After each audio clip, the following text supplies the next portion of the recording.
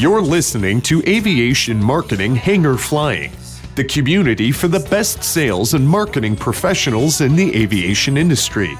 You can't learn to fly just from a book. You learn from other pilots who know the tools, the skills, and the territory. Your hosts, John and Paula Williams, are your sales and marketing test pilots. They take the risks for you and share strategies, relevant examples, hacks, and how-tos. Be sure to subscribe on iTunes so you won't miss a thing. Welcome to Aviation Marketing Hangar Flying, episode number 36, the top secret trade show strategy. We're going to share that with you today. So I'm Paula Williams. I'm John Williams. And we are ABCI, and ABCI's mission is to help all you ladies and gentlemen out there sell more products and services in the aviation world. Absolutely. So we're using a hashtag.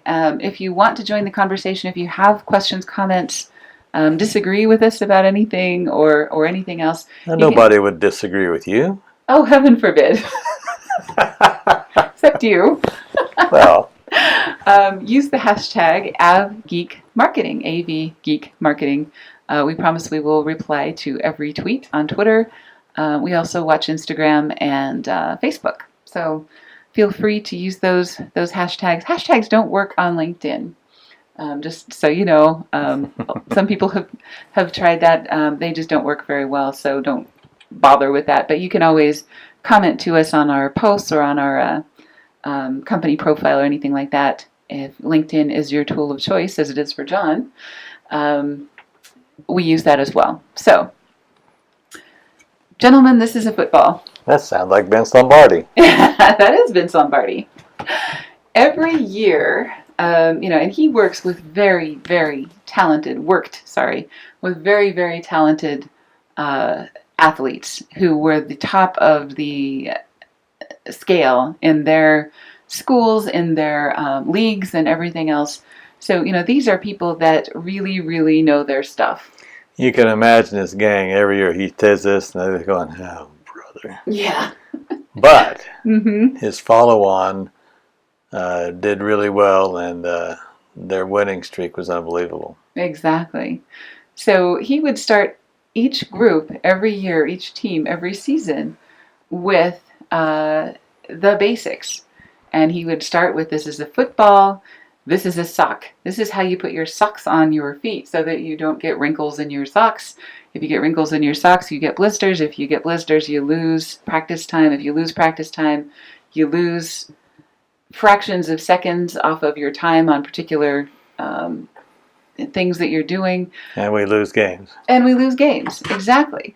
So there is nothing wrong with learning the basics. And I think in marketing, a lot of people have never learned the basics, or when they have, they've kind of glossed over them because they want the nifty, shiny new object or the latest technology or the coolest trick. But today we are telling you the secret strategy to doing trade shows well. And the secret strategy to doing trade shows well is by attending to the basics. And if you feel disappointed because of that, I'm sorry, but I will tell you, having gone to a lot of trade shows and worked with a lot of clients, it is a secret strategy. Nobody seems to know it, right? Or at least they know it, they don't use it. Yeah. Nobody seems to do the basics, right? So the most basic thing in the world is to plan your marketing, right? We don't want to have any random acts of marketing. That's always been our motto, and we repeat that a lot. But marketing basics, right? First of all, let's talk about advertising versus marketing. Well, there's a concept. Right. A lot of people think that advertising and marketing are the same thing. And there's other people who get confused on which is a part of which other one. Exactly. So we'll talk about that today. We'll talk about what marketing can and can't do. We'll talk about market research and product development. We will talk about phase 1, getting attention, or advertising. We will talk about phase 2, building credibility and closing sales. And we will talk about phase 3 after the sale. And again, today is just going to be a very brief overview of these basics. And there's a lot more information on all of these things on a lot of our other podcasts and other things. So feel free to dig in to any of these topics that you need more information about, or again, you can tweet us and we'll respond, or email us a question. All right. So, advertising versus marketing. Advertising is one of, in some cases 4, in some cases 6, in some cases 8 components of marketing, depending on what textbook you're looking at. It's usually the first thing in the cycle, other than planning, the first thing that the public sees anyway about your company. So the way that they see you for the first time, or the way they come into contact with you for the first time, is marketing, or is advertising. But there's other things in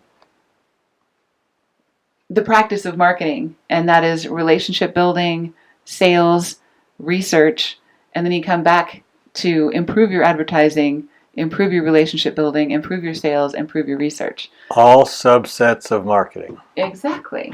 So, a lot of people say, depending on how their organization is structured, they may have sales and marketing in 2 different departments. In my world, sales should report to marketing. Advertising should report to marketing. Absolutely. Relationship building and customer service should report to marketing. And research, of course, should report to marketing. So all of that stuff is part of the same business cycle. So when people talk about marketing, they are not just talking about advertising, unless you're in the aviation industry. In a lot of cases, a lot of people think that those 2 are synonymous. They're really not. Well, the substructure and who reports to whom that you allude to is only necessary if you're interested in making sales. Right. Exactly. Which is the object of any company. Exactly. So, if you're interested in empire building or anything else, then you want to have as many departments as you possibly can. But honestly, all of these activities really need to be coordinated. And that's why we recommend that they all be in a single department. So all of those things are feeding information into each other. There really should not be silos. So that is very, very important. We think you should actually start one ahead of this, one step ahead of what the public sees, and that is with research. Of course, you're identifying your ideal target customer, doing all of those things before you start building your advertising. A lot of people start with the idea, I need a brochure about my product. Your brochure is never about your product. Your brochure is about your customers, right? So that's why you need to do the research ahead of time to make sure that you're hitting the right target and that those are going to be effective. Okay, so under research we have product development. So a dog can't win a horse race. You think? That's the saying. Even the very best marketing is not going to help you if your product isn't the same or better than your competitors. So product development is really the first step. And when we evaluate a new potential client for marketing consulting services, we do what we call a competitive analysis, and we look at their product and we look at the competitors on the market. And unless there is some reason that their product is at least as good as the other products on the market or superior in some way for a particular audience set, then we really don't have a leg to stand on with our advertising and our marketing other than maybe hot air, right? So we're just pouring money into something that doesn't have a chance of working. So product development is really the first step. And when you're planning your trade show, you want to look at who are my other competitors that are going to be at that trade show, and am I going to be a dog in a horse race? If that is the case, don't go to that trade show. Spend the time working on product development, or find an audience that is going to see your product as the horse, because it's going to be superior for that particular audience, right? Yes. Okay. All right. So we are talking about marketing basics, and this really is the very basics, and this is our long cycle marketing formula. This is the secret sauce, if there is one, in our marketing system. So phase 1, of course, advertising and prospecting. That's the first thing that people see when they come into contact with your company.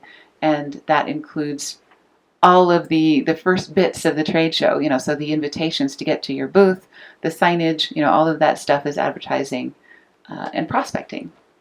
Phase 2, building credibility and closing sales. This is the piece that is missing from most trade show campaigns. They think about what happens up until the show closes, but that's really when you're just getting started. So phase 2 is building credibility and closing sales. In the aviation industry, we have an average sales cycle of about 8 months from the time people first come into contact with us to the time that they actually sign a deal or write us a check, right? So if it's going to be 8 months from the time that they meet you at a show till the time that they ink a deal, chances are your competitors are going to approach them. They're going to have different priorities show up in their life. They're going to have different budget considerations and other kinds of things. You really need to do what you can to make sure that you stay top of mind during that 8 months. And so that can be emails, that can be newsletters, that can be visits, phone calls, whatever that includes, whatever that mix includes. And we usually recommend more than one type of thing, right? Yes. Some people are never going to open your emails, but they will take a phone call. Some people will never take a phone call, but they will open a mailed newsletter. Or a snail mail version. A snail mail version, right, which is your preference, right? Yeah, I prefer actually paper. So if you meet somebody at a trade show, how do you want them? And John actually is a pretty good demographic of our target customer for most aviation products. But how do you prefer to be followed up with after a trade show? You talking to me? Yeah, I just asked you a question. Well, I thought you were asking them a question. No, I said you are the target demographic for most of aviation products and services. So you attend a trade show and you meet somebody for the first time. How would you prefer that they follow up with you? Well, that's interesting. It depends. Sometimes phone calls, sometimes an email. Preferably, probably a phone call. But if I really wanted to follow up, I want to know a business card and the phone number so I can plug it into my phone if I'm really serious. Great. So the most effective way to follow up with you after a trade show would be to give you a call or send you something in the mail. As a matter of fact, the last trade show, I've asked somebody to give me a call, and they did, and I've had to put them off a couple times, but I keep telling them to call back. Mm-hmm. And I've got their number and name in my phone. It's just that the timing hasn't been exactly correct for what I want to do yet. So why are you being so frustratingly awful to the salesperson who's trying to make a sale? Oh, no. I'm not being awful. And I told him, I said, there's some things that I don't know yet about this particular product that they've got, and that I really want it just as soon as I can get my stuff together. Right, I understand that. And what I'm meaning by that is, from a salesperson's perspective, that is really, really frustrating to have a customer say, I'm not ready for it, call me back. But that's going to happen more often than not, especially in the aviation industry, because there's a lot of things beyond our control as buyers as well as our control as sellers, right? It's no different from the water softener guy I keep talking to. Tell me about that. Well, I saw an ad somewhere and called them, and they've got a good product, and we need to replace ours, but the timing isn't when I want to do it right now because of our travel schedule and many other things, and I just am not ready to do that. Right, exactly. So it's on the radar, and it will be followed up with at the right time. But, as we said, the average time in aviation is about 8 months. And that's for a number of reasons. And everybody's got them. It's either regulatory or, travel or, their busy season or financial or any other number of reasons that they just can't do business with you right away. So that phase 2 is incredibly important. And I would say that's where the vast majority of your competitors are going to fall off the map. So, if there is a competitive advantage to be had, and if they're outspending you on advertising, you can make it up here in phase 2 by doing better follow-up, right? Yes. All right. And then phase 3, resales, recaptures, and referrals. So what does this have to do with trade shows? Well, guess what you're going to do after you leave the trade show and have made a sale? Exactly. A lot of people don't think about this as part of their trade show plan. But one of the things that you want to put on your whiteboard when you're making your trade show plan is, how am I going to reconnect with each of my existing customers and maybe do a testimonial interview, maybe see how they're doing, do a customer satisfaction survey, take them to lunch, buy them a cup of coffee. You really want to spoil your existing customers, especially your largest and most important existing customers. You want to make sure that you visit their booth and maybe take a picture with them and put it on your social media and link to them. You want to do what you can to improve their visibility, because when they do better, you do better. I'm going to interject something here that may not be completely relevant, but there's a cost to the acquisition of each and every customer. Right.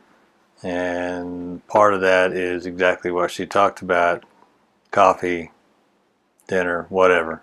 Mm-hmm. Absolutely. And a lot of people don't invest in their existing customers because they think, well, that's a done deal. But, while they're at that trade show, your competitors are wining and dining them and inviting them to their booth and showing them shiny new things. And you really need to stay in the running and not consider it a done deal. Now, if you're selling radomes, of course, then it's very infrequent that somebody's going to buy one. However, you want them top of mind when they hit another bird or lightning strike or something and knock another one off, so that you can have that business as well. Exactly. So phase 3 should be a really important part of your trade show plan. And I would say most companies spend 95% of their time and energy on phase 1, and they think that trade show is just an advertising and prospecting activity to get new leads.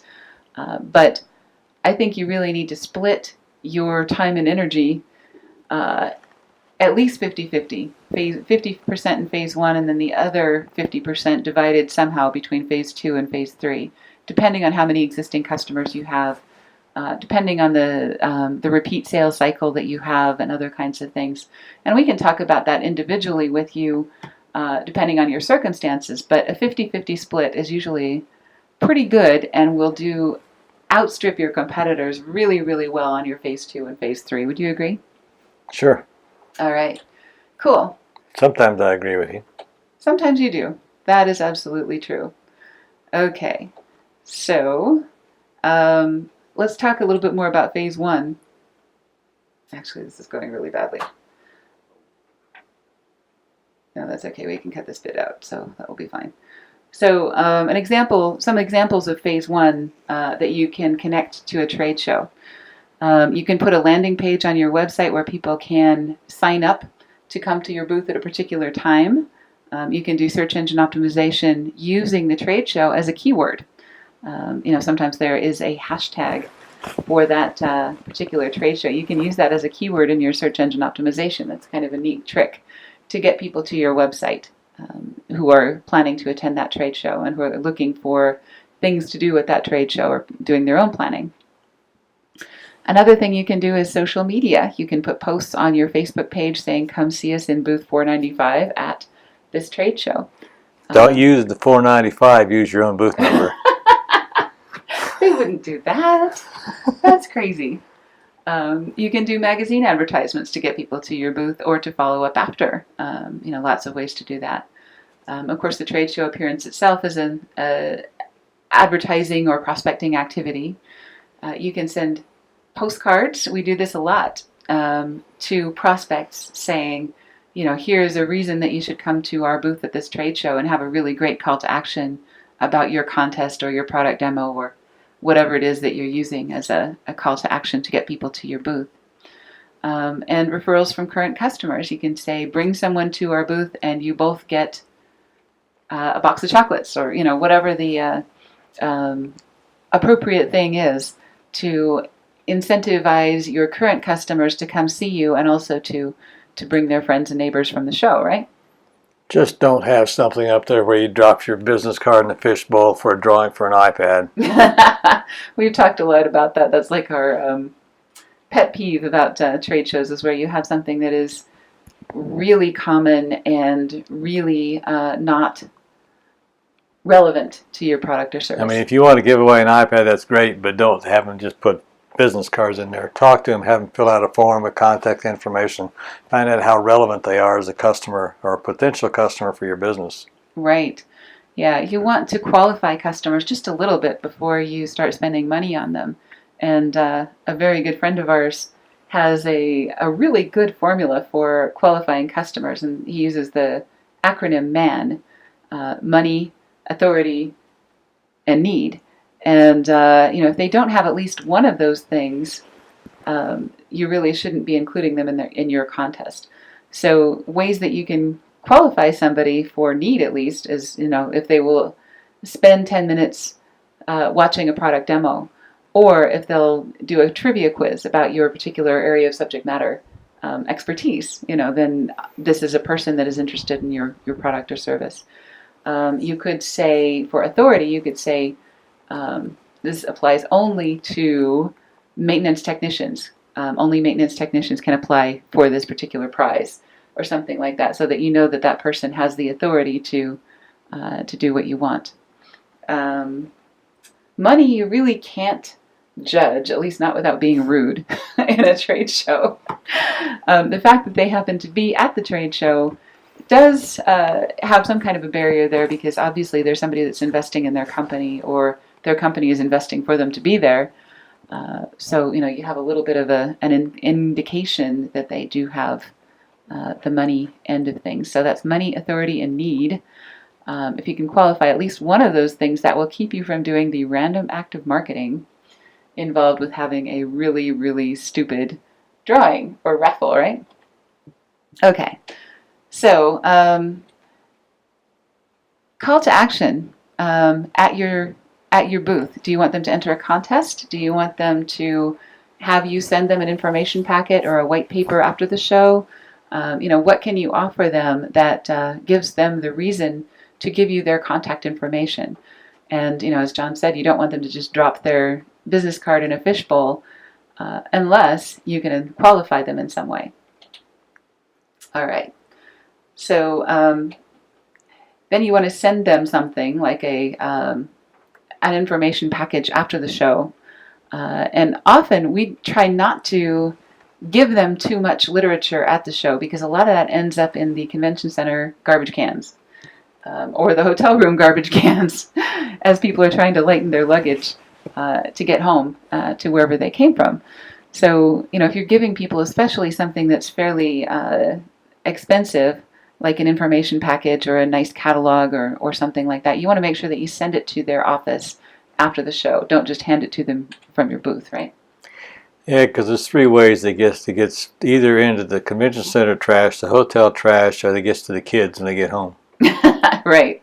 How many times do you open your bag at the end of a convention and you get home to your kids and you look through all the markers and pens and fabulous little toys and erasers and things, and the kids go to school the next day with a pile of new school supplies. A treasure trove, trove. Exactly. So that's always fun. All right. So some of your customers are going to be really, really qualified, and you're going to give them an information package. Some of them are going to be not quite so qualified, and you can figure that out from their position or from the company that they work for, or from maybe the amount of interest that they demonstrated in the product in your booth. So maybe you have 100 information packages to give away, and you give those to the most qualified people, and everybody else gets a personalized postcard. That's still not bad. They don't know they're being discriminated against, right? They don't know what everybody else is getting, so that's perfectly fine to send something less expensive to some of your leads. And then you have your initial sales call.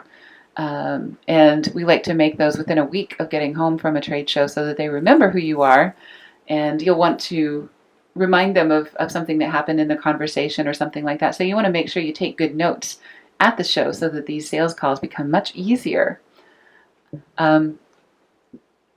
don't let people see you do this, because some people think it's kind of rude, but I like to take notes actually on a business card. I will write a word or two, about the conversation and, the topic that we discussed, or, something that will remind me of the conversation that we had. And you particularly don't want to write on a business card if an Asian gives it to you. Well, we don't want to be... Because that's a real interesting concept in how they deal with business cards. Right. There are some cultural considerations here that you want to make sure that you're aware of. So if you are at a base, ignore what I just said.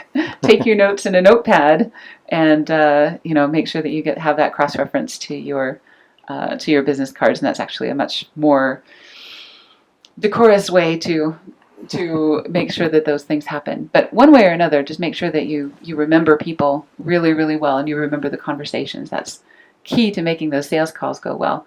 One lady that I know bends the corner of a business card. She bends the right corner if it's somebody that is a really, really hot lead that she really wants to follow up with. She bends the left corner if this is somebody that she never wants to talk to again. And others are just left flat. So then she gets home and she has all of these bent cards. But once again, you want to make sure that nobody sees you do this for lots of reasons. Okay, so that's another secret. Okay, phase 2, building credibility and closing sales.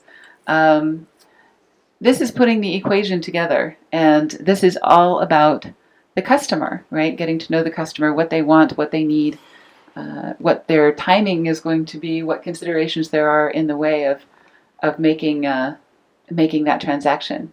So, we talked about regular emails, printed and mailed newsletters, social media conversations, connecting with them on LinkedIn, sending them a direct mail promotion. Here's something that you expressed an interest in. We're going to have a sale on that next month. Whatever you can do to continue that conversation. And follow-up calls as required. And sometimes it takes 6, 8, 10 calls to make a sale. All right, so carrying on, phase 3. Referrals, resales, and recaptures. If you have a product that people don't like, you're going to have a really hard time getting referrals, resells, and recaptures. So you want to make sure that your follow-up is good. You want to make sure that you're doing a tip of the week or something like that so that they understand how to use it. You may want to do a walkthrough, especially if it's a really technical product, or a checkout. John, when he bought one of the airplanes that had a G1000, the first one, they made him do a 3-day? Yes, a 3-day checkout. 3-day checkout to make sure that you knew what you were doing before they turned you loose with this new shiny new toy. Yeah, that's probably wasn't a bad idea. I mean, I was a 6-pack guy, and I got an instant rating and so forth, and all those flew in the military, but it was always 6-pack. There was never any glass then, so it was a good thing. Right. So you want to make sure that people have a good chance of being happy with your product, and sometimes that doesn't have anything to do with the product. It has to do with the training and other things. So you have a potentially a new customer package. We have a lot of material about that on our website. You can Google new customer package, or use the search window on ABCI's site and find some great examples of aviation companies that do new customer packages really well. You can do a customer satisfaction survey, you can do trainings, you can do walkthroughs, other kinds of things. You can do follow-up calls, testimonial requests, thank you gifts, all kinds of things after the sale. And then, of course, those are more inclined to lead you to additional sales because you've taken really good care of your customers. And also, when you plan out your trade show, make sure you plan the time to go visit your existing customers at their booth, and take a picture, or at least shake their hand and make sure that they know that you cared enough to come see them. Or you could take some existing customers and potential customers to dinner. Exactly. Yeah, we've got a couple of articles, and I think there's a podcast on customer appreciation events that explain how you want to do a 70-30 mix or an 80-20 mix of happy customers and new prospects. and your happy customers become your very best salespeople because of the way that works. If you can arrange that at a trade show in advance, that's a really good thing. Yeah, we've gone to a lot of those as prospects and as happy customers. And we've had our own, Right? where we've had happy customers and potentials. Right, exactly. Okay, so to wrap up, including the basics in your trade show, you want to make sure that you do your research, know what competitors will be there, and how their product compares to yours. You want to get attention, send invitations, give people a reason to come to your booth, make sure your booth is visually attractive. We talked about going vertical, hanging something from the ceiling, or having banners that stick up so that people find you from a long way away.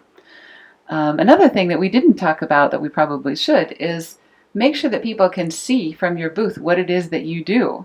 If you have Acme Aviation and a picture of a plane and you're just standing there in a suit, nobody can really tell what you do. Do you do acquisitions? Do you do service? Do you, make sure that it's either in your name or in your banner or in your headline or something so that people can see from across the room why they would want to come talk to you. And if you want a TV screen, make sure it's awfully large. Yes. That's because you true. can't see it across the room. Yep. So that's our phase 1, getting attention. Phase 2, credibility and closing. Few people will make a purchase decision on the spot. Very few sales are actually made at trade shows. So you want to really put your money in the follow-up. So don't spend more than 50% of your budget on advertising in the trade show itself. You want to put 50% also in your follow-up phase 2 and phase 3, right? And the ones you do hear about at trade shows were pre-planned for publicity. Exactly. Yeah, they didn't actually just decide to buy 20 airplanes at the trade show. That's something that was decided, negotiated on, and timed to take advantage of the publicity, which you can do as well. But don't be fooled by it and think that you're going to make all these sales just by people who wake up, come to your booth and decide to make a huge decision then and there. It's almost always going to be after the fact, and then you may be announcing it at next year's trade show. All right, and then meet with current and past customers. This is your phase 3. Make sure that they feel appreciated and taken care of. So make sure that you do that and include that in your trade show plan. All right, so download your trade show checklist from abci1.com, Alpha Bravo Charlie India, number1.com/trade show, and go sell more stuff. Yep, Mr. Zig Ziglar, America needs the business. Absolutely. Subscribe to our podcast on iTunes, Stitcher, or Google Play, and make sure you leave a rating, and we'll see you next week. Ciao. Thanks for joining us for Aviation Marketing Hangar Flying, the best place to learn what really works in sales and marketing in the aviation industry. Remember to subscribe on iTunes and leave a rating.